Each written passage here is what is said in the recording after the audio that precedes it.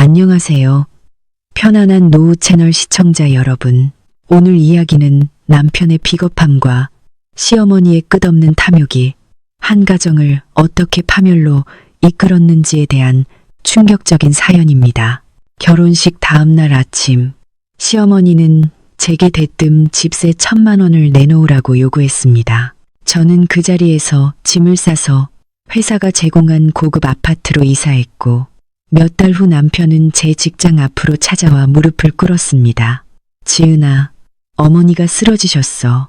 제발 도와줘. 저는 먹고 있던 밥그릇 위에 젓가락을 내려놓았습니다. 오늘 식사 자리의 공기는 벽에 걸린 시계 초침. 소리가 귀청을 찌를 만큼 무겁고 차가웠습니다. 식탁에는 저, 남편 민준, 그리고 시어머니인 박 여사, 단 3사람뿐이었습니다. 바로 어제만 해도 성대했던 결혼식이 있었고 오늘은 제가 이 집의 며느리로서 맞는 첫 식사였습니다. 저는 결혼 생활이 평온하고 행복할 거라 믿었지만 오산이었습니다. 상석에 앉아있던 박 여사는 물수건으로 입가를 느긋하게 닦고 진한 순금을 한 모금 마셨습니다. 찻잔을 식탁에 탁 하고 내려놓는 소리. 그것은 그녀가 어떤 명령을 내리기 직전의 신호였습니다. 저는 민준을 곁눈질로 살폈습니다. 남편은 밥그릇만이 유일한 피난처인 것처럼 그 안에 얼굴을 받고 밥을 우겨놓고 있었습니다. 박 여사가 헛기침을 했습니다. 그녀는 날카로운 눈빛으로 저를 똑바로 쳐다봤습니다. 처음 인사드리던 날부터 저는 그녀의 눈빛 속에 깊숙이 숨겨진 어떤 계산을 느꼈습니다. 이제 결혼식도 다 끝났으니 말이다. 그녀는 느리지만 차가운 목소리로 이야기를 시작했습니다. 저는 공손하게 대답했습니다. 네, 어머님. 알고 있습니다. 박 여사는 고개를 끄덕이더니 저고리 주머니에서 네모나게 접힌 종이 한 장을 꺼냈습니다. 그녀는 그것을 펴서 유리 식탁에 반듯하게 펼쳐놓았습니다. 그 위에는 알아보기 힘든 필체지만 빼곡하고 선명하게 숫자들이 적혀 있었습니다. 내가 이렇게 계산해봤다. 요즘 경제도 어렵고 물가도 천정부지로 오르지 않았니? 너희 둘 다 직장 다니고 수입도 안정적이고 나는 이제 늙었고 연금도 얼마 안 된다. 이번 달부터 너희 둘이 가족에게 공평하게 기여할 의무를 이행했으면 좋겠다. 그녀가 사용하는 공평하게라는 단어에 저는 약간의 놀라움을 금치 못했습니다. 제 생각에 가족은 서로 감싸 안고 나누는 곳이었습니다. 그런데 제가 이 집에 발을 들여놓자마자 그녀는 마치 남남처럼 선을 긋는 단어를 사용했습니다. 하지만 저는 그녀의 말을 끝까지 듣기 위해 평정심을 유지했습니다. 구체적으로 어떻게 기여하면 될까요? 저는 목소리가 떨리지 않도록 노력하며 물었습니다. 박 여사는 종이를 손가락으로 가리키며 매섭게 말했습니다. 두 사람의 매달 식비, 전기세, 수도세, 기타 생활비는 500만 원이다. 이건 내가 너희를 위해 아주 싸게 책정한 거다. 그리고 더 중요한 항목이 있지. 이 집은 내가 평생 모아서 산 재산이다. 너희가 여기서 살려면 나에게 집세를 내야지. 요즘 시세로 이 정도 아파트 월세는 최소 700에서 800만 원이지만 가족이니 500만 원만 받겠다. 총합해서 매달 1,000만 원을 나에게 줘야 한다. 제 귀는 먹먹해졌습니다. 매달 1,000만 원. 제가 그 돈을 벌지 못하는 것은 아니었습니다. 저는 영업팀 팀장 자리에서 충분히 그 돈을 벌고도 남았습니다. 하지만 문제는 금액이 아니라 그 요구의 본질에 있었습니다. 식비 기여는 당연히 제가 토를 달 이유가 없었습니다. 하지만 집세라니요. 결혼식을 올린 지 하루 만에 시어머니가 아들과 며느리에게 집세를 요구하다니요. 저는 민준을 쳐다보며 그가 뭔가 말해주기를 바랐습니다. 하지만 민준은 아무 말 없이 시선만 식탁에 고정한 채 마치 잘못을 저지른 어린아이처럼 옷자락만 만지작거렸습니다. 그의 침묵은 제 심장을 조여왔습니다. 저는 깊은 숨을 들이마신 뒤 시어머니를 똑바로 쳐다봤습니다. 어머님, 생활비 500만 원은 전적으로 동의하며 어머님 생활에 보탬이 되도록 기꺼이 드릴 수 있습니다. 하지만 집세 500만 원은 아무래도 납득이 가지 않습니다. 저희는 이 집의 자식인데 부모님에게 집세를 낸다는 게 말이 되나요? 만약 어머님 생활이 어려우시다면 저희가 용돈을 더 드릴 수 있지만 집세라는 이름은 너무 생소합니다. 박 여사가 식탁을 손바닥으로 쾅 하고 쳤습니다. 국그릇이 흔들리며 국물이 밖으로 튀었습니다. 너 감히 말대꾸하느냐? 이 집은 내 명이다. 내가 결정할 권리가 있어. 돈 내기 싫으면 당장 이 집에서 나가서 살아. 내가 민준을 키우느라 얼마나 많은 밥을 먹였는데 이제 결혼했으니 너희 부부가 당연히 효도할 책임이 있는 거다. 1,000만 원이 최종 금액이고 협상 없다. 그녀는 말을 마치자마자 벌떡 일어나 방으로 돌아갔습니다. 그녀는 삭막한 식탁에 그 요구사항이 적힌 종이만 남겨두었습니다. 저는 거기에 앉아 마치 한겨울에 얼음물을 뒤집어 쓴 듯한 기분이었습니다. 이것은 단지 돈에 대한 부당함이 아니라 감정적인 상처였습니다. 그녀의 눈에 저는 한낱 하숙생, 그 이상도 이하도 아니었습니다. 저는 그녀가 결혼 첫날부터 착취하려 했던 새로운 수입원이었습니다. 그리고 무엇보다 아팠던 것은 제가 남편이라 부르는 남자의 비겁함이었습니다. 침실 문이 제 등 뒤에서 닫혔습니다. 민주는 침대 가장자리에 앉아 텔레비전 화면이 꺼져 있는데도 리모컨을 마구잡이로 누르고 있었습니다. 그는 저를 쳐다보려 하지 않았습니다. 그의 외면은 제 가슴속 분노의 불길을 더욱 거세게 타오르게 했습니다. 저는 그가 어머니의 부당한 요구 앞에서 단 한마디라도 아내인 저를 변호해 주기를 바랐습니다. 하지만 그는 비굴한 침묵을 선택했습니다. 저는 그의 앞에 다가가 팔짱을 끼고 섰습니다. 저는 설명이 필요했고 하다못해 위로라도 듣고 싶었습니다. 민준 씨, 어머니의 요구가 당신도 받아들여지나요? 민준은 깜짝 놀랐습니다. 그는 저를 올려다 보았다가 곧바로 시선을 떨궜습니다. 그의 목소리는 기어들어 가는 듯이 나약했습니다. 어머니 말씀도 일리가 있어. 어머니가 평생 모아 산 집이니까 우리가 자식된 도리로 감수해야지. 지은아, 저는 제 귀를 의심했습니다. 저는 눈을 부릅뜨고 남편을 바라봤습니다. 당신 지금 무슨 소리 하는 거야? 부모가 자식에게 집을 팔고 월세를 받는 게 무슨 논리야? 내가 당신이랑 결혼한 건 여기 고급 하숙생으로 들어오기 위해서였어? 생활비는 아깝지 않아. 용돈을 더 드리는 것도 아깝지 않아. 하지만 명분은 확실해야지. 집세를 낸다는 건 공평한 매매고 더 이상 시어머니와 며느리의 정이 없다는 뜻이야. 당신은 그것도 몰라? 민주는 괴로운 표정으로 머리를 쥐어뜯었습니다. 그는 방안을 초조하게 왔다 갔다 했습니다. 당신도 어머니 성격 알잖아. 한번 결정하시면 안 바뀌어. 그냥 이번 달만 내고 집안 분위기 좋게 넘어가자. 당신 월급으로 1,000만 원이 뭐 그리 대수라고. 그냥 우리가 어머니 기쁘게 해드리는 용돈이라고 생각하자. 너무 계산적으로 굴지 마. 우린 자식이잖아. 그의 입에서 나온 계산적이라는 두 단어는 제 자존심에 박히는 바늘과 같았습니다. 저는 쓰게 웃었습니다. 내가 계산적이라고? 민준 씨, 우리 어제 결혼했어. 어제 밤새 어머님은 축의금도 가져가시고 예물로 받은 금도 다 챙기셨어. 이제 1,000만 원까지 요구하시면 당신 월급 전체와 내 월급 일부가 우리가 결혼 생활을 시작하자마자 모두 어머님께 들어가. 그럼 우린 뭘로 살아?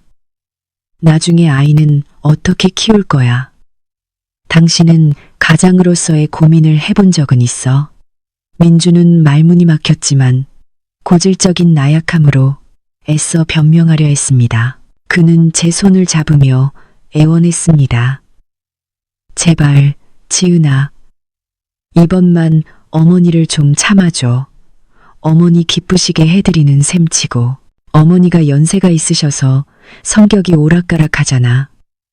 여기서 우리가 어머니 말 거역하면 일이 더 커져. 이웃들이 비웃을 거야.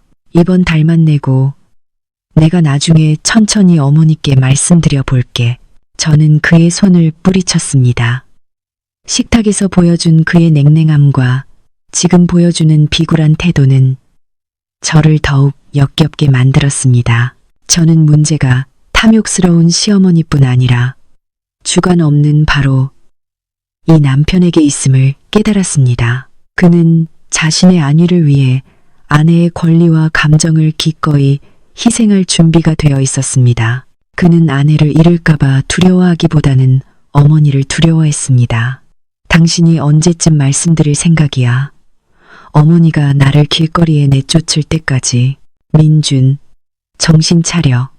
당신 30살이야. 당신 인생조차 스스로 결정하지 못하면서 어제 결혼한 아내조차 보호하지 못해. 당신은 나에게 참으라고 했지만 내 인내심도 한계가 있어. 그리고 오늘 그 한계는 당신과 당신 어머니에 의해 무너졌어. 저는 민준을 정면으로 바라봤습니다. 제 눈에는 더 이상 애정이 없었고 오직 깊은 실망감만 남아 있었습니다. 분명히 말해둘게. 나는 그 부당한 요구를 절대로 받아들일 수 없어. 돈이 아까워서가 아니라 나는 이 집에서 빚쟁이로 살고 싶지 않아. 당신이 지금 이 문제를 해결하지 못한다면 나는 내 방식대로 해결할 거야. 민주는 어리둥절한 눈으로 저를 바라봤습니다. 당신 무슨 짓을 하려는 거야? 저는 대답하지 않았습니다. 저는 몸을 돌려 옷장으로 향했습니다. 제 머릿속에는 오직 이곳을 당장 벗어나야 한다는 생각뿐이었습니다. 저는 옷장 문을 활짝 열었습니다. 방충제 냄새가 코를 찔렀고 형용할 수 없는 답답함이 밀려왔습니다. 저는 옷장 위에 있는 회색 대형 캐리어를 끌어내렸습니다. 캐리어가 옷장 모서리에 부딪히는 소리가 방의 섬뜩한 침묵 속에서 메마르게 울려 퍼졌습니다. 저는 옷을 캐리어에 담기 시작했습니다. 저는 놀라울 만큼 침착하게 그 일을 처리했습니다. 울지도 소리치지도 않았습니다. 옷을 접고 바지를 마는 모든 동작은 단호하고 깔끔했습니다. 민주는 넋이 나간 채 저를 바라봤습니다. 그의 얼굴은 어리둥절함에서 공포로 바뀌었습니다. 그는 달려와 제 팔을 잡았습니다. 지은아, 당신 미쳤어? 지금 뭐 하는 거야? 한밤중에 어디를 가? 우리 어제 결혼했잖아. 저는 그의 손을 다시 한번 뿌리쳤습니다. 이전보다 더 강한 힘으로 그가 뒤로 휘청거리게 만들었습니다. 저는 계속해서 정장을 캐리어에 담았습니다. 나는 미치지 않았어. 아주 제정신이야. 당신 어머니와 당신이 돈을 내지 않으면 나가라라는 최후 통첩을 보냈지. 나는 두 번째 방법을 선택한 것뿐이야. 당신 모자에게 이 집을 돌려줄게. 이제 당신 어머니가 누구에게 세를 놓든 얼마를 받든 나는 더 이상 신경 안 써. 진정해. 둘이 문 닫고 이야기하자. 당신 이렇게 가버리면 어머니가 아시면 어쩌려고. 민주는 공허한 말로 저를 계속 붙잡으려 했습니다. 저는 하던 일을 멈추고 날카로운 눈빛으로 그를 쳐다봤습니다. 방금 뭐라고 했어? 나에게 참으라고 했지. 당신은 나를 아내로 생각해? 아니면 이 집의 현금 인출기로 생각해? 분명히 말해둘게. 나는 가정을 이루려고 결혼했지. 시댁에 새들어 살려고 결혼한 게 아니야. 비켜. 저는 캐리어 덮개를 닫고 지퍼를 침하고 단호하게 잠갔습니다. 그 소리는 저와 이 집을 잇는 마지막 끈이 끊어지는 소리 같았습니다. 저는 캐리어를 끌고 방을 나왔습니다. 나무 바닥 위를 구르는 바퀴 소리가 요란한 굉음을 냈습니다. 시어머니 방문이 벌컥 열렸습니다.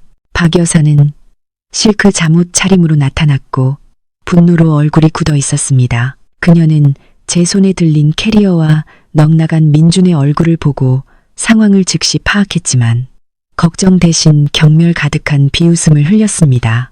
아, 용감하네.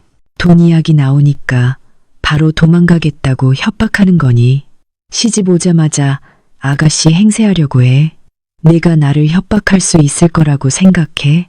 이 집을 나가는 순간 다시 돌아올 생각은 꿈도 꾸지 마.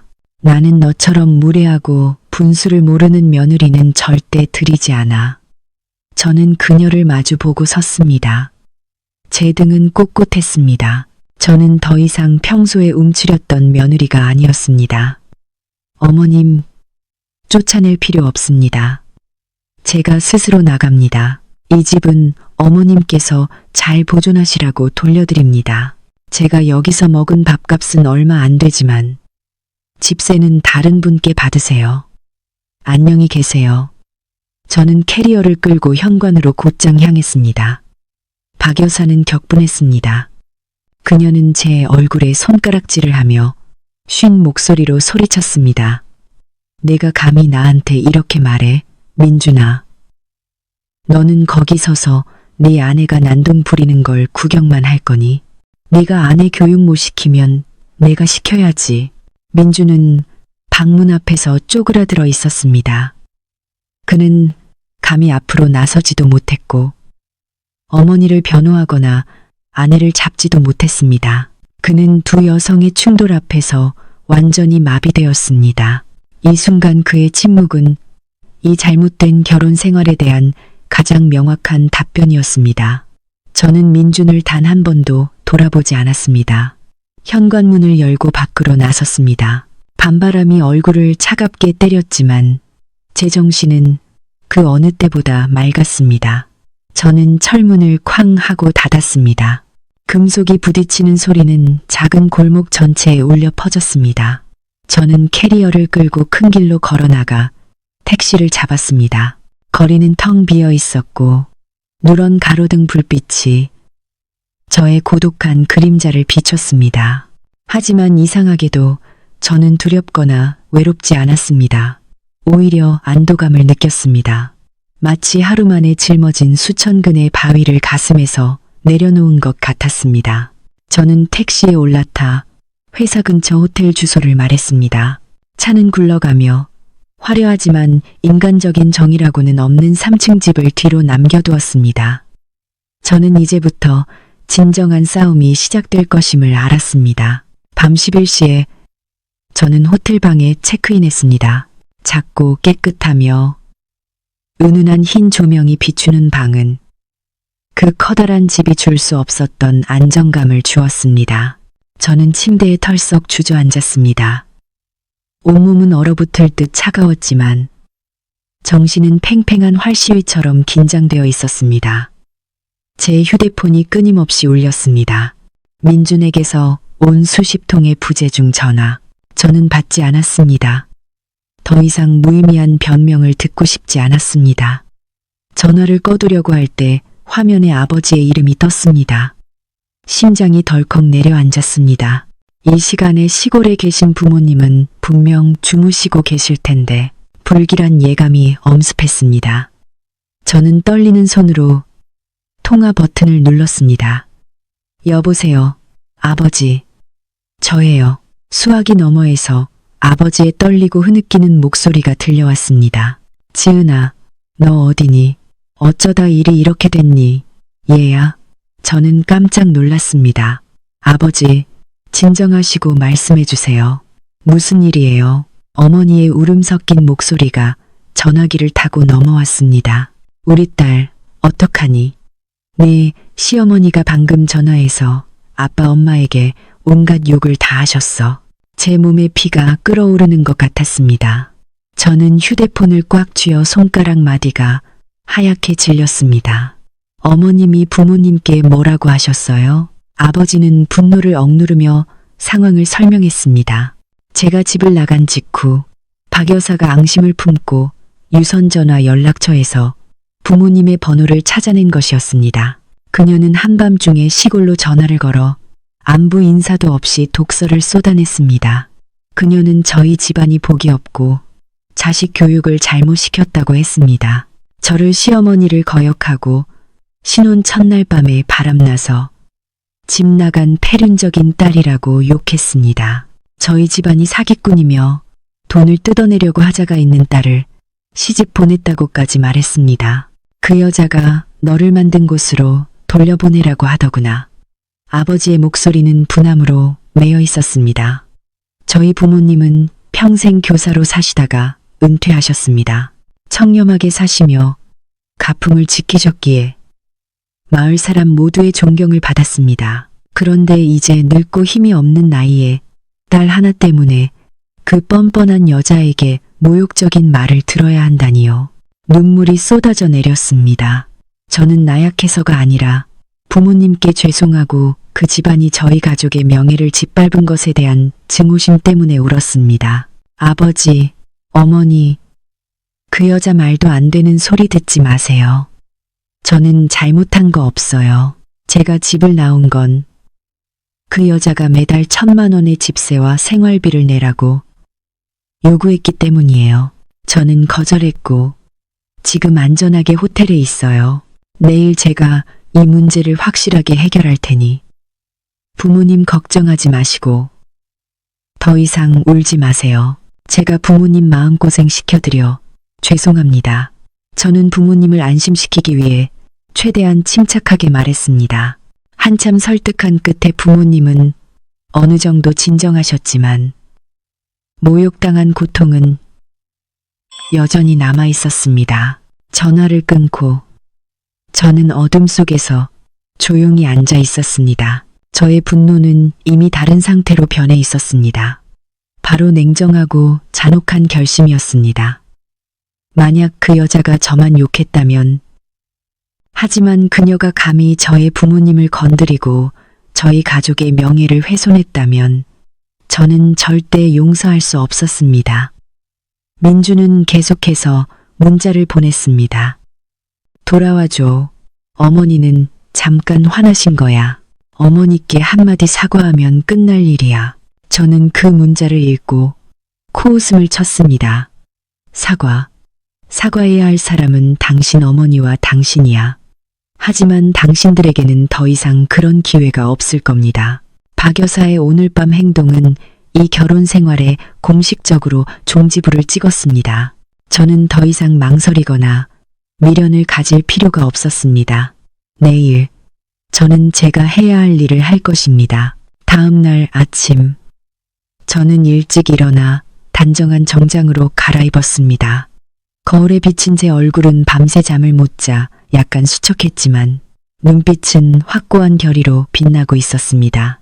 저는 회사로 곧장 가지 않고 시내 중심에 있는 유명한 법률 사무소로 향했습니다. 그곳에는 저의 대학 동창인 혜윤이 일하고 있었습니다.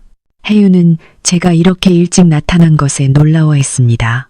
집세 요구부터 어젯밤 부모님께 한 모욕적인 전화까지 제가 모든 이야기를 들려주자 혜윤은 고개를 저었습니다. 요즘 세상에 저런 괴팍한 시어머니가 있다니. 그리고 내 남편은 솔직히 말해 너무 비겁하다. 저는 고개를 끄덕였고 민준을 변호할 마음조차 없었습니다. 나는 가능한 한 빨리 이혼하고 싶어. 그 집안과 더 이상 얽히고 싶지 않아. 혜윤은 샘플 서류처를 꺼냈습니다. 내 경우는 단독 이혼 소송이야. 내 남편은 아마 쉽게 합의 이혼 서류에 서명하지 않을 거야. 네가 말한 그 나약한 성격이라면 그는 체면을 지키려고 널 붙잡거나 아니면 어머니 말에 놀아나 널 괴롭히려고 할 수도 있어. 하지만 걱정 마. 심각한 가정 불화에 대한 증거가 있고 자녀나 큰 공동재산이 없다면 법원도 신속하게 처리해 줄 거야. 이혼 신청서 작성해. 나머지 절차는 내가 다 맡을게. 저는 펜을 들고 이혼 신청서에 서명했습니다. 제가 써 내려가는 한 글자가 과거와의 단절을 의미했습니다. 이혼 사유는 회복 불가능한 가정 불화와 혼인 목적 불달성, 간결하고 명확하며 법적인 근거가 충분했습니다. 신청서를 작성하고 나자 저는 마음이 홀가분해졌습니다. 저는 혜윤에게 그날 오전에 바로 관할법원에 서류를 제출해 달라고 부탁했습니다. 그리고 저는 회사로 향했습니다. 로비에 들어서자 민준이 서서 저를 기다리고 있었습니다. 그는 덥수룩한 수염에 초췌한 모습이었습니다. 저를 보자 그는 달려와 제 손을 잡으려 했지만 저는 물러서서 거리를 두었습니다. 지은아, 밤새 어디 있었어? 나랑 집에 가자. 어머니가 네가 돌아와서 사과하면 어제 일은 없었던 걸로 하겠대. 저는 민준을 마치 이상한 생명체처럼 쳐다봤습니다. 이 지경에 이르렀는데도 그는 어떻게 저런 말을 할 수 있을까요? 당신 어머니께 가서 전해요. 저는 그분의 용서가 필요 없고 다시는 그 집에 돌아가지 않을 거라고요. 저는 방금 이혼 소송을 접수했어요. 곧 법원에서 당신에게 소환장이 날아갈 거예요. 민주는 얼어붙었고 얼굴에서 핏기가 가셨습니다. 이혼, 농담하지 마. 어제 결혼했는데 고작 돈 문제로 이혼하겠다고. 당신 너무 유치한 거 아니야? 유치해? 저는 크게 웃었습니다. 몇몇 지나가던 동료들이 돌아봤습니다.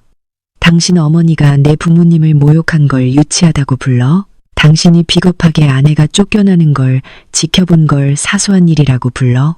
민준 씨, 똑똑히 들어요.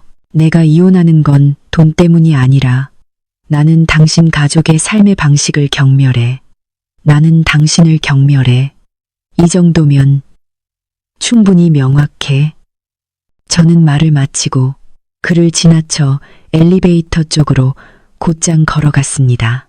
민주는 저를 따라오려 했지만 그가 소란을 피울 기미가 보이자 건물 경비원이 재빨리 그를 막아섰습니다.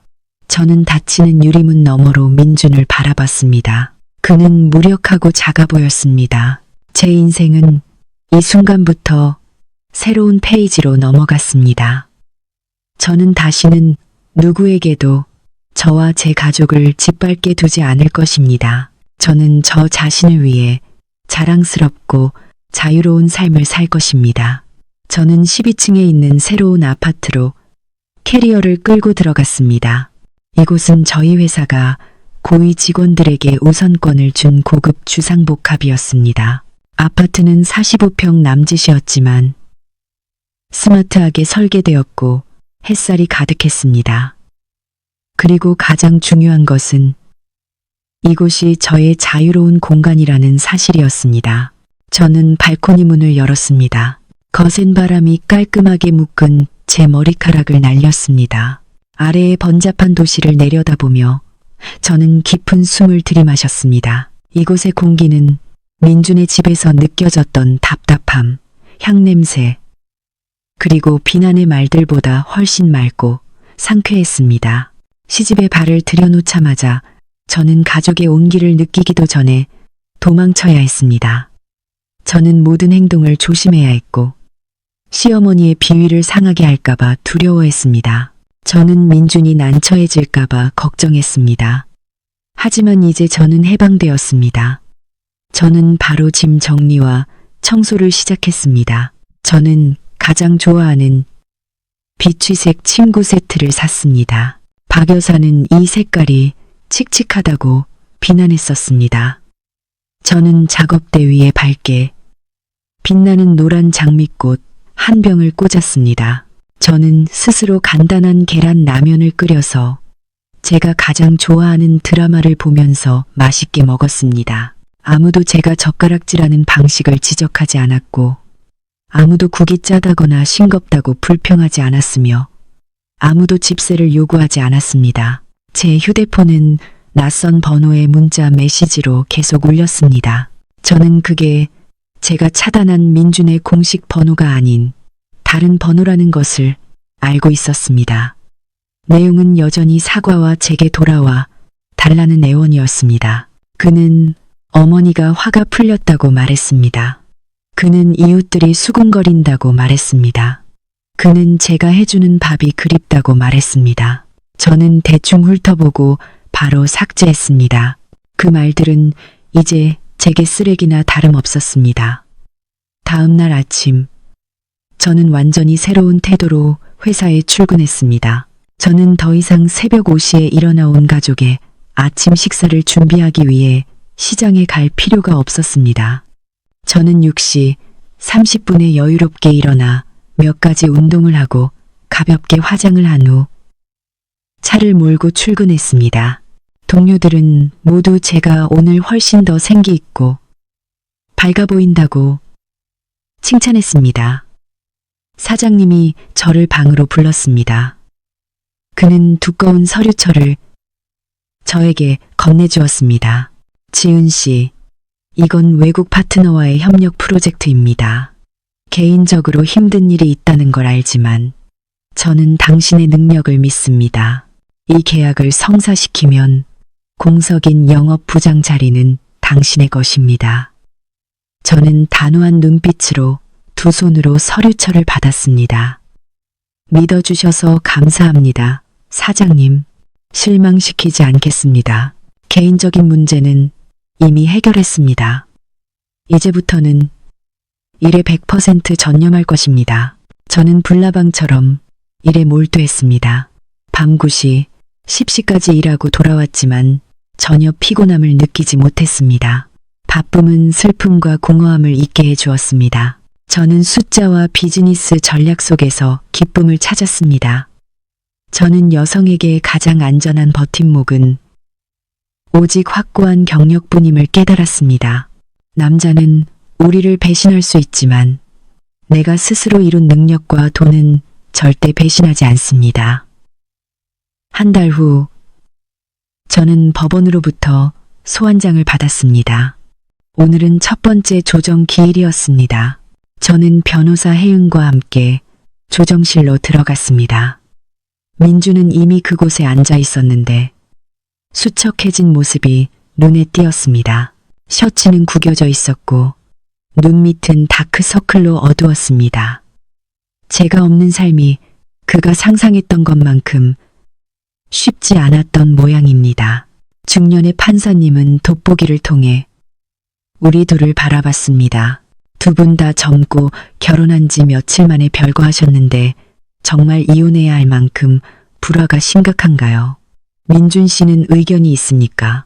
민주는 급히 일어났고 그의 목소리는 떨렸습니다. 판사님, 저는 아직 아내를 사랑합니다. 이건 단지 어머니와 아내 사이의 오해일 뿐입니다. 다시 관계를 회복할 기회를 주십시오. 제가 어머니를 설득하겠습니다. 저는 민준을 차갑게 비웃었습니다. 설득이요. 당신은 지난 한 달 동안 설득은커녕 어머니가 제 부모님께 전화로 괴롭히는 걸 방치하지 않았나요? 판사님, 솔직히 말씀드리겠습니다. 우리의 불화는 오해가 아니라 삶의 가치관과 인격의 차이입니다. 민준 씨의 어머니는 결혼 첫날부터 며느리에게 집세를 요구했고 제 부모님을 모욕했습니다.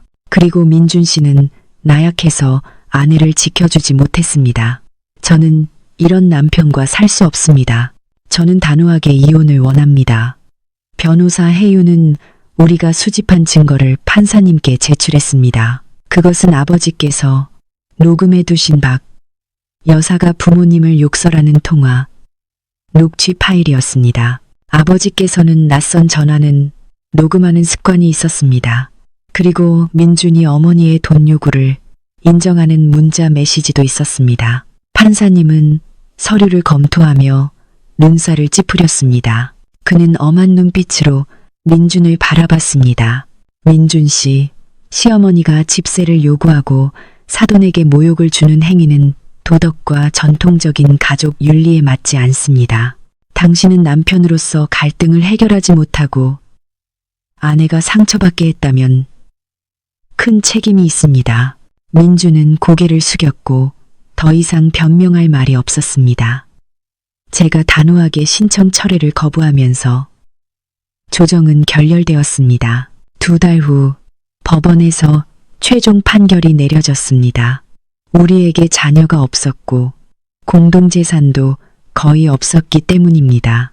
제가 타던 스쿠터는 결혼 전에 제가 산 것이었고 시어머니가 예물로 받은 금을 신혼 첫날 밤에 모두 챙겨가셨기에 저는 그것도 돌려받으려 하지 않았습니다. 덕분에 절차는 신속하게 진행되었습니다. 이혼 판결문을 손에 쥐고 저는 법원 문을 나섰습니다. 오늘 하늘은 새파랗고 햇살은 눈부시게 빛났습니다. 저는 자유의 공기를 가슴 가득 들이마셨습니다. 이제 끝났습니다. 저는 공식적으로 옛날의 미혼 여성 지은으로 돌아왔습니다. 더 이상 박 여사의 며느리도 민준의 아내도 아니었습니다. 민준이 법원 입구까지 저를 따라왔고 제 옷소매를 잡았습니다. 지은아, 정말 이렇게 잔인할 수 있어. 우리 정말 끝난 거야. 저는 그의 손을 부드럽지만 단호하게 떼어냈습니다. 민준 씨, 우리는 당신이 내가 캐리어를 끌고 집을 나가는 걸 서서 바라보던 그날 밤에 이미 끝났어요. 당신은 이제 가서 어머니나 잘 돌보세요. 어머니께 드릴 집세를 낼 수 있는 새 아내를 찾길 바랍니다. 저는 택시에 올라탔고 뒤를 돌아보지 않았습니다. 법원 마당에 외롭고 초라하게 그림자를 들이우고 서 있는 민준의 모습이 보였지만 제 마음에는 더 이상 미동이 없었습니다. 저는 과거의 문을 닫고 더 밝은 미래의 문을 열었습니다. 제가 떠난 후 민준의 집은 이전에는 겪어보지 못했던 혼돈에 빠졌습니다. 이 소식은 저를 아껴주던 옛 이웃 아주머니인 선희 씨를 통해 전해 들었습니다. 선희 씨는 가끔 제게 문자, 메시지로 그쪽 상황을 알려주었습니다.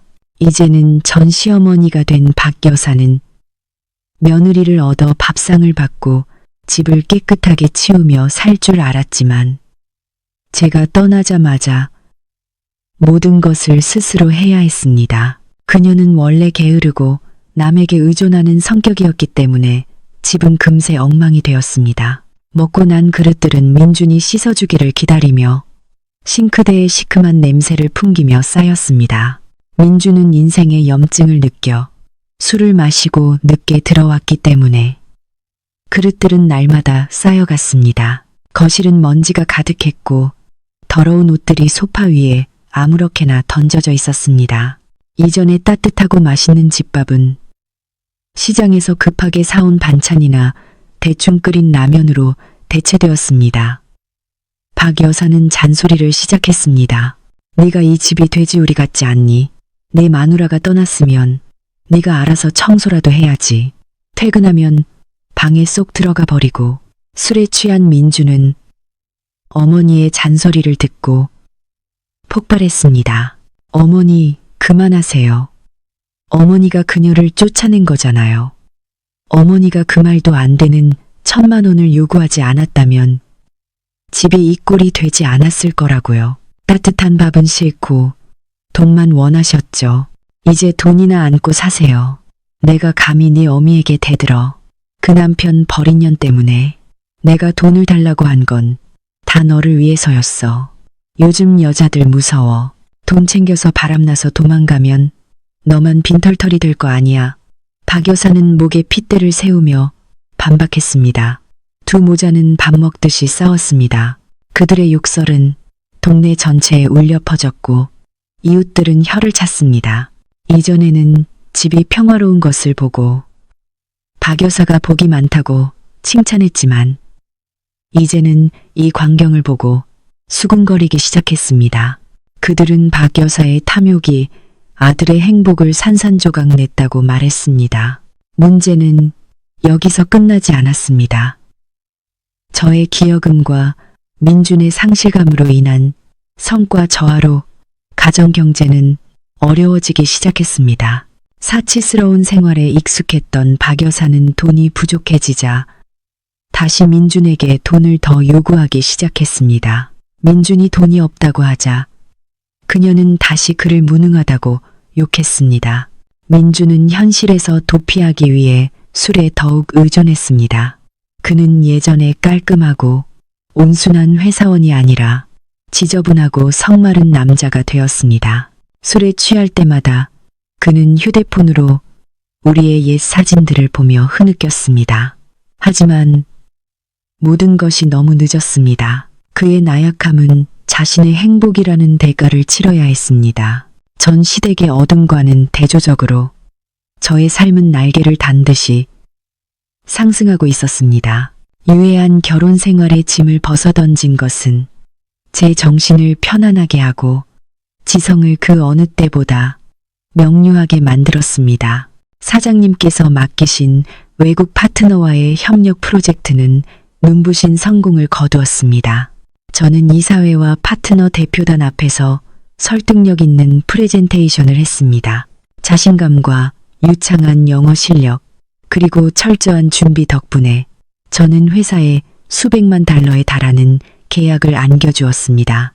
축하 파티에서 사장님은 저를 영업부장으로 정식 임명한다고 선포했습니다. 동료들의 열렬한 박수 소리에 저는 벅차올랐습니다. 저는 영광의 단상에 서서 아름다운 꽃다발을 들고 용감하게 과거를 내려놓고 오늘을 맞이한 저 자신에게 조용히 감사했습니다. 제 수입은 크게 증가했습니다. 저는 예전에는 민준의 가족을 위해 아껴야 해서 감히 사지 못했던 물건들로 저에게 보상했습니다. 저는 고급 디자이너 옷을 샀고 명품 가방을 샀으며 건강을 단련하고 인맥을 넓히기 위해 댄스 수업을 등록했습니다. 저는 또한 부모님께 돈을 보내 집을 수리하시고 여행을 다니시도록 해드렸습니다. 부모님은 딸이 성공하고 다시 행복해진 것을 보고 매우 기뻐하셨습니다. 전 사돈에게 모욕당했던 고통도 서서히 사라졌습니다. 아버지께서는 이 문이 닫히면 다른 문이 열리는 법이란다. 얘야, 중요한 건 네가 잘 사는 모습을 보여줘서 그들이 너를 잃은 것이 얼마나 큰 실수였는지 깨닫게 하는 거야 라고 말씀하셨습니다. 저는 항상 아버지의 말씀을 가슴에 새겼습니다. 저는 당당하고 자랑스럽게 살았습니다. 저는 전 시댁에게 아무것도 증명할 필요가 없었습니다. 저의 성공과 행복 자체가 가장 강력한 답변이었습니다. 저에게는 능력 있고 괜찮은 남자들이 구애하기 시작했습니다. 그들은 저의 재능과 성숙한 아름다움을 존중했습니다. 하지만 저는 서둘러 누구의 마음도 받아들이지 않았습니다. 저는 이 황금 같은 싱글 생활을 좀 더 즐기고 싶었습니다. 다른 사람에게 제 마음을 나누어 주기 전에 먼저 저 자신을 온전히 사랑하고 싶었습니다.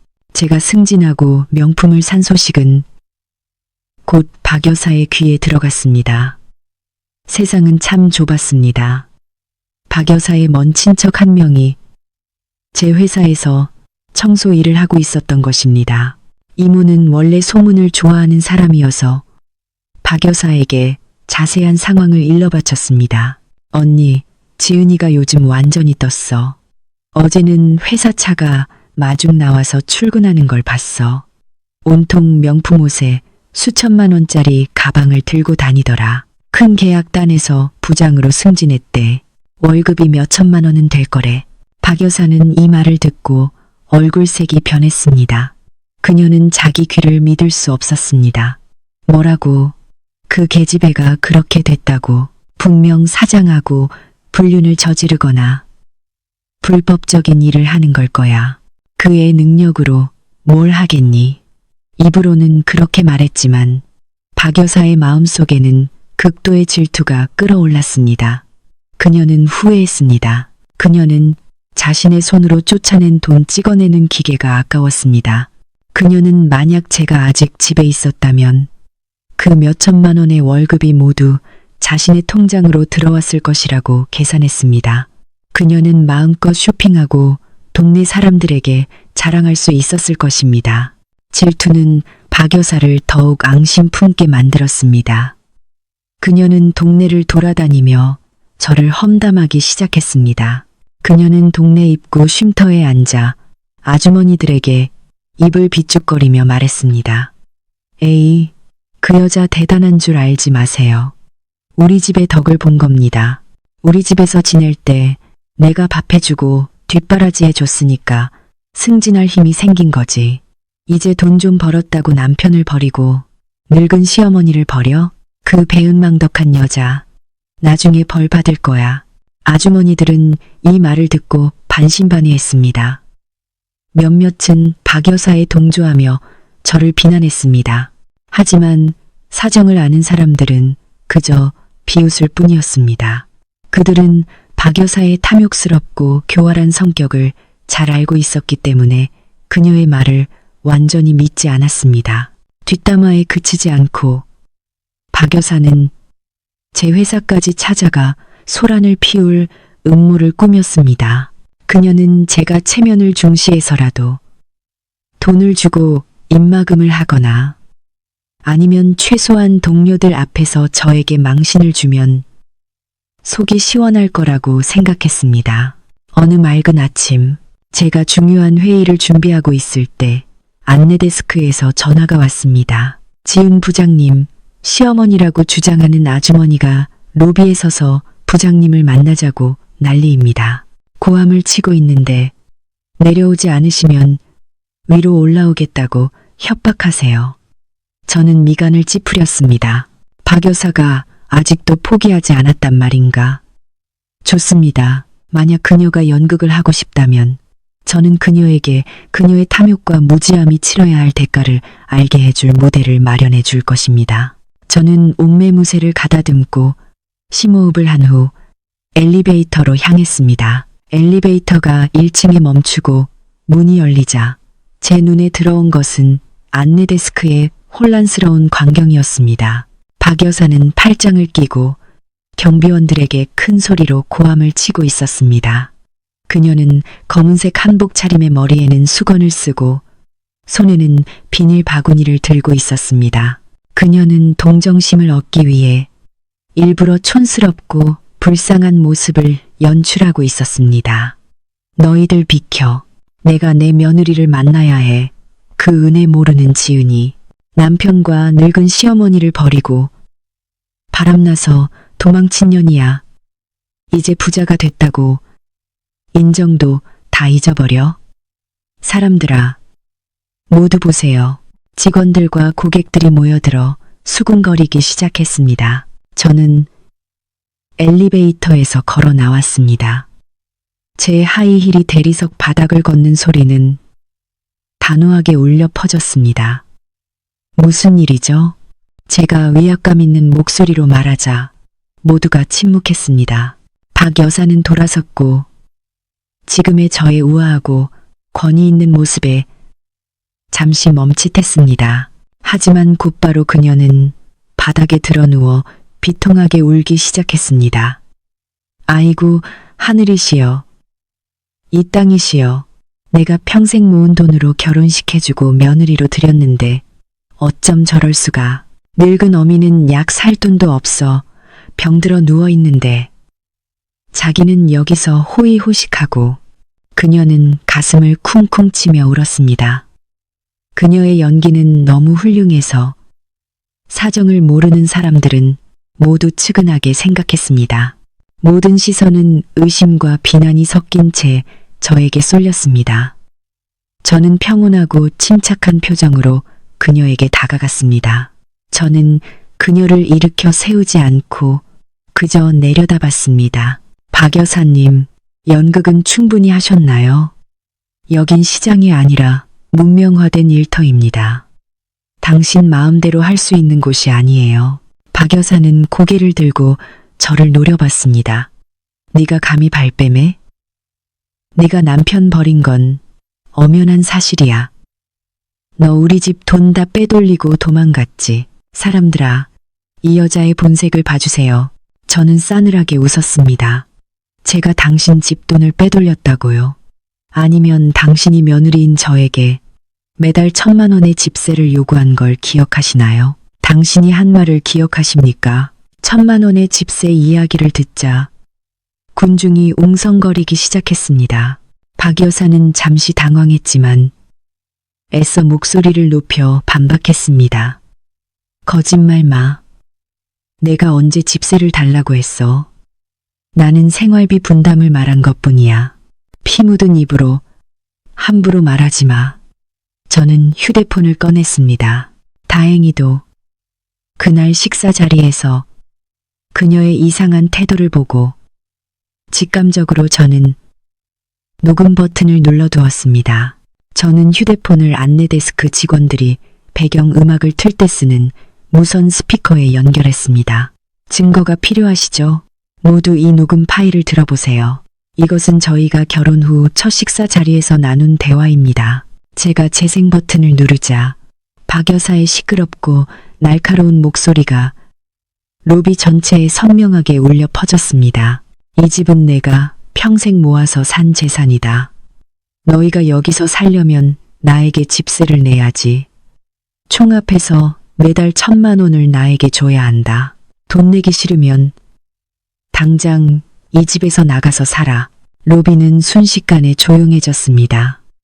사람들은 경멸과 혐오가 섞인 눈빛으로 박 여사를 바라봤습니다.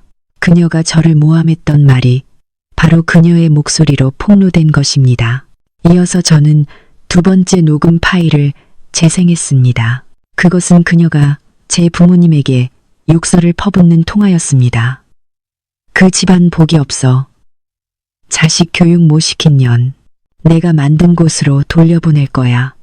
이 말을 듣자 아무도 더 이상 침착함을 유지할 수 없었습니다. 한 동료 직원이 분개하여 말했습니다. 세상에 아직도 저렇게 사악하고 탐욕스러운 시어머니가 있다니.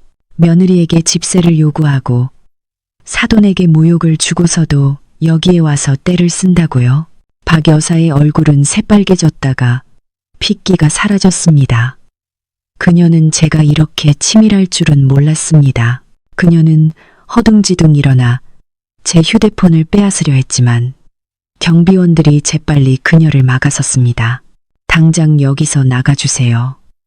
계속 소란을 피우시면 경찰을 부르겠습니다. 경비팀장이 단호하게 말했습니다. 박 여사님, 돌아가세요. 그리고 다시는 제 눈앞에 나타나지 마세요.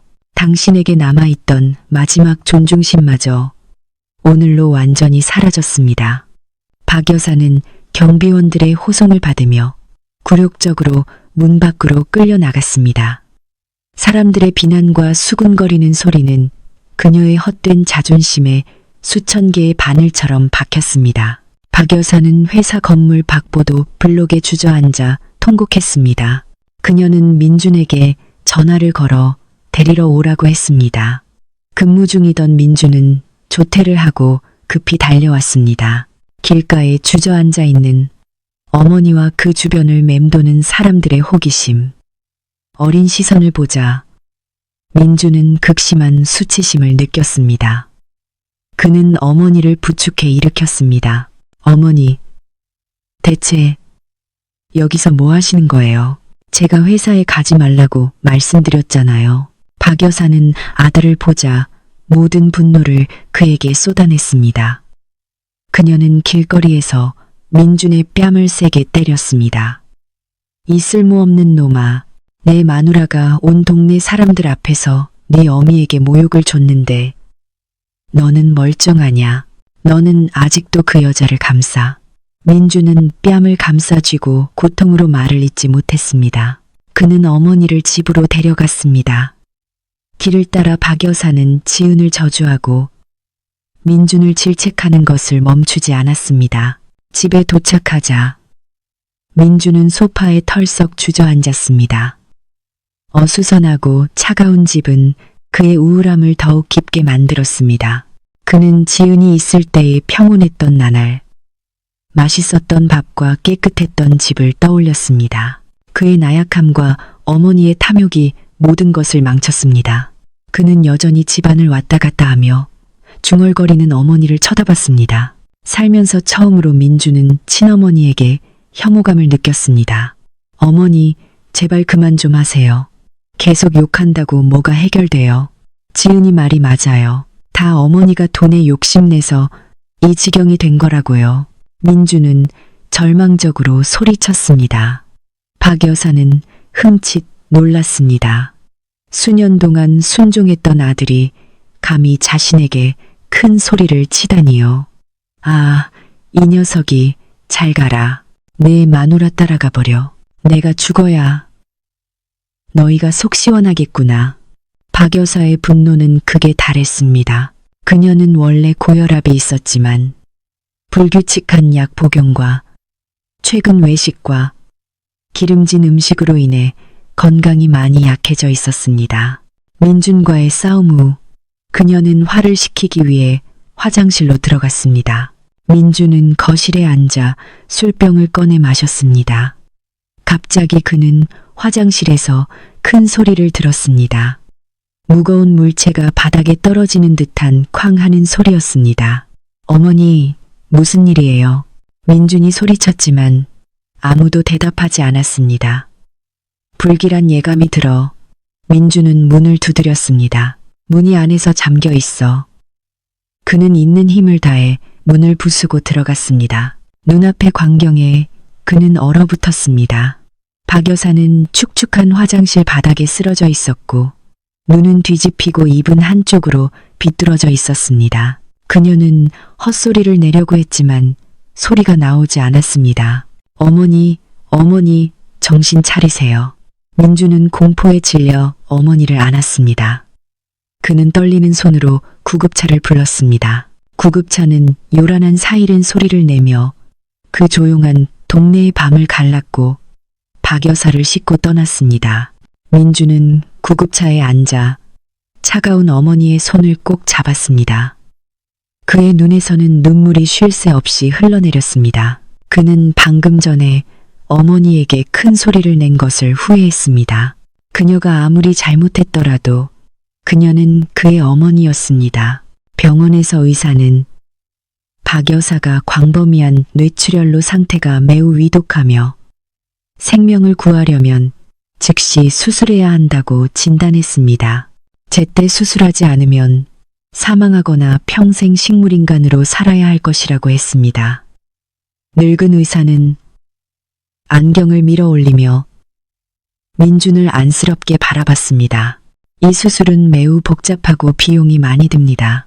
예상 비용은 3억 원입니다. 준비를 위해 성금 1억 원을 먼저 내셔야 합니다. 지금 바로 수납 창구로 가세요. 3억 원. 그 숫자는 민준에게 벼락처럼 들렸습니다. 그는 주머니와 옷을 뒤져봤지만 몇천 원짜리 지폐 몇 장만 남아 있었습니다. 그의 은행 계좌는 몇 달 동안의 방탕한 생활과 술 도박으로 인해 바닥나 있었습니다. 어머니의 비상금은 그녀가 철저하게 숨겨두었기에 그는 어디에 두었는지 비밀번호는 무엇인지 알 수 없었습니다. 민주는 친척들에게 전화를 걸어 돈을 빌리려 했습니다. 하지만 그가 전화를 걸어 돈 이야기를 꺼내자마자 모두 핑계를 대며 피했습니다. 아이고, 내가 지금 집수리 때문에 돈이 묶여서 말이야. 나도 지금 정기 예금으로 넣어놔서 낄 수가 없어. 나 지금 출장 중이라 송금이 안 돼. 그들은 모두 박 여사의 성격과 민준의 비참한 현재 상황을 잘 알고 있었기 때문에 엮이고 싶어 하지 않았습니다. 그들은 돈을 빌려줬다가 떼일까봐 두려워했습니다. 민준은 차가운 병원 복도에 주저앉아 절망했습니다. 그는 머리를 쥐어뜯었습니다. 어머니의 생명이 위태로운데 그는 돈이 없어 무력했습니다. 가장 궁지에 몰렸을 때 민준의 머릿속에 한 생각이 섬광처럼 스쳐 지나갔습니다. 그는 지은을 기억했습니다. 지은은 이제 매우 부유했습니다. 그녀는 막 큰 계약을 따냈고 회사 차로 출퇴근했습니다. 3억 원은 이제 그녀에게 큰 문제가 아닐 것입니다. 민주는 그 가느다란 희망에 매달렸습니다. 그는 아무리 헤어진 아내라지만 한때는 한 이불을 덮고 산 사이인데 지은이 보고도 모른 척하지 않을 것이라고 스스로를 위로했습니다.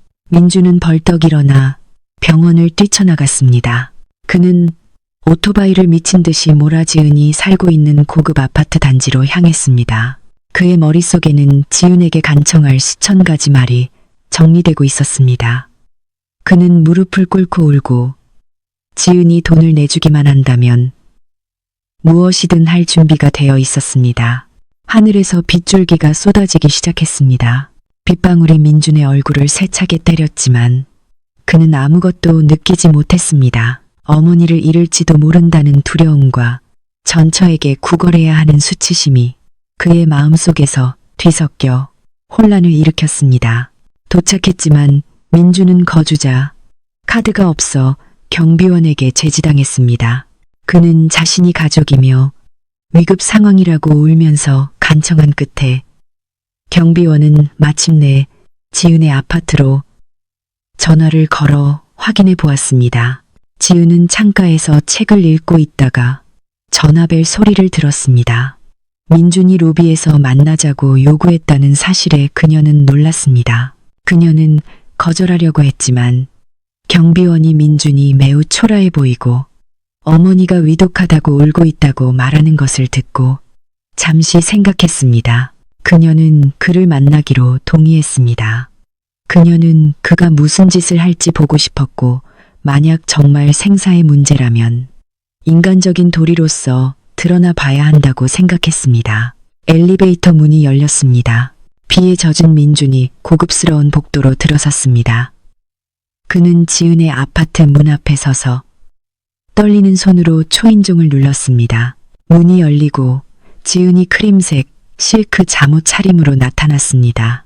그녀는 우아하고 고상해 보였습니다. 민준의 초췌한 모습과 지은의 빛나는 모습의 대비는 그를 더욱 비참하게 만들었습니다. 지은을 보자마자 민준은 문 앞에서 무릎을 꿇었습니다. 그는 두 손을 모아 그녀에게 절을 했습니다. 눈물은 빗물과 섞여 수척한 얼굴을 타고 줄줄 흘러내렸습니다. 지은아, 부탁해. 빌게. 어머니를 살려줘. 어머니가 뇌졸중으로 쓰러지셔서 병원에서 죽어가고 있어. 지은은 한 걸음 뒤로 물러서서 차가운 눈빛으로 민준을 바라봤습니다. 그녀는 과도하게 놀라거나 동정심을 보이지 않았습니다. 일어나서 말해요. 무슨 일인지 분명히 말해요. 여기서 이런 소란 피우지 마요. 이웃들이 비웃어요. 민준은 여전히 무릎을 꿇은 채 지은의 바짓가랑이를 잡았습니다. 의사가 3억 원이 필요하다고 했어. 당장 돈을 구할 수가 없어. 지금 친척들 아무도 돈을 빌려주지 않아. 나도 어머니가 당신에게 잘못한 거 알고 내가 당신에게 잘못한 거 알지만 죽을 땐 다 털고 가는 거야. 아무리 그래도 어머니는 한때 당신의 시어머니였잖아. 사람 살리는 공덕이라고 생각하고 도와줘. 평생 당신의 소처럼 일해서 이 빚을 갚을게. 지은은 무릎 아래에 남자를 내려다봤습니다. 이 남자는 한때 그녀의 남편이었습니다. 그녀를 평생 보호하겠다고 맹세했던 남자. 이제 그는 자기 가족의 탐욕과 어리석음 때문에 이토록 비참한 지경에 이르렀습니다. 3억 원이요. 지은이 되물었습니다. 응, 3억 원이야. 당신에게는 이젠 큰돈 아니잖아. 그렇지. 나 좀 도와줘, 지은아. 빌게. 민주는 쿵쿵 소리가 나도록 머리를 바닥에 굳었습니다. 지은은 한참 동안 침묵했습니다. 공간은 민준의 거친 숨소리가 들릴 만큼 고요했습니다. 민준은 희망에 차서 그녀를 올려다봤지만 지은이 그를 바라보는 눈빛은 면도날보다 더 차가웠습니다. 지은은 민준의 손을 바짓가랑이에서 떼어냈습니다. 그녀는 신발장 의자에 앉아 그의 눈높이를 맞췄습니다. 민준 씨 말이 맞아요. 3억 원은 저에게 큰 돈이 아니죠. 저는 당장 수표를 끊어주거나 송금해 줄 수 있어요. 하지만 저는 그렇게 하지 않을 거예요. 민준은 얼어붙었습니다. 왜 이렇게 악독해? 사람이 죽어가는 걸 보고도 모른 척 하겠다는 거야. 지은은 싸늘하게 웃었습니다. 악독하다. 당신은 내가 왜 악독하냐고 묻는 건가요? 당신 어머니가 우리 부모님에게 전화해서 욕설을 퍼붓던 밤을 기억하나요? 그 여자는 우리 부모님을 복없고 자식 교육 못 시킨 년이라고 했죠. 그때 그 여자는 정이라는 걸 생각했나요? 내가 집세 안 낸다고 한밤중에 나를 길거리로 쫓아낼 때 그 여자는 나를 며느리로 생각했나요? 지은은 일어서서 문을 가리켰습니다. 제 돈은 제 땀과 눈물 그리고 지혜로 벌어들인 거예요. 저는 이 돈을 제 부모님과 저를 사랑하는 사람들에게 효도하는 데 쓸 거예요. 저는 저와 제 가족의 인격을 짓밟았던 사람을 살려야 할 책임이 없어요. 당신은 죽을 때 모든 원한을 털고 가야 한다고 했죠. 미안하지만 저에게 그 정은 그날 이미 죽었어요. 이제 우리는 남남이에요. 당신 어머니의 생사는 당신 집안의 복에 달려 있어요. 저는 상관없어요. 지은의 말은 민준의 얼굴에 차가운 물을 끼얹는 것과 같았습니다. 그는 여기서 더 이상 희망이 없다는 것을 깨달았습니다. 지은은 매우 명확하고 단호하게 말했습니다. 그의 가족이 그녀에게 입힌 상처는 너무 커서 무엇으로도 보상받을 수 없었습니다. 당신 정말 잔인해, 지은아.